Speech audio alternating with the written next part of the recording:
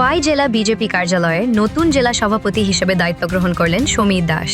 বিদায়ী সভাপতি বিনয় দেববর্মা আনুষ্ঠানিকভাবে তার হাতে দায়িত্বভার তুলে দেন। অনুষ্ঠানে উপস্থিত ছিলেন বিধায়ক পিনাকি দাস চৌধুরী, বিজেপি নেতৃবৃন্দ ও বিভিন্ন মণ্ডলে পদাধিকারীরা। বক্তব্য রাখতে গিয়ে বিধায়ক বলেন, বিজেপি একটি গণতান্ত্রিক দল, যেখানে কর্মীদের যোগ্যতার ভিত্তিতে নেতৃত্বের সুযোগ রয়েছে। একই সঙ্গে তিনি আসন্ন নির্বাচনকে সামনে রেখে খোয়াই সহ গোটা ত্রিপুরাকে সম্পূর্ণ বামমুক্ত করার লক্ষ্যের কথা তুলে ধরেন। আমি আপনাদের মধ্য দিয়ে আমাদের ভারতীয় জনতা পার্টির আমাদের জেলাতে যারা কার্যকর্তা এবং যারা উপস্থিত আছে সবার সামনে আমি এতটুকু বলতে পারি, রাজ্যের প্রদেশ সভাপতি বিধায়ক অভিষেক দেব রায়, রাজ্যের জনপ্রিয় মুখ্যমন্ত্রী, আমাদের সবার শ্রদ্ধেয় প্রফেসর ডক্টর মানিক সাহা মহোদয় সহ আমাদের জেলার যারা নেতৃত্ব, যারা আমার উপর আস্থা রেখেছেন, আমি দলের নীতি নিয়ম অনুযায়ী 100% তাকে পাথে করেই এবং যারা আমাদের নেতৃত্ব অভিভাবক যারা প্রবীণ তাদের পরামর্শ নিয়ে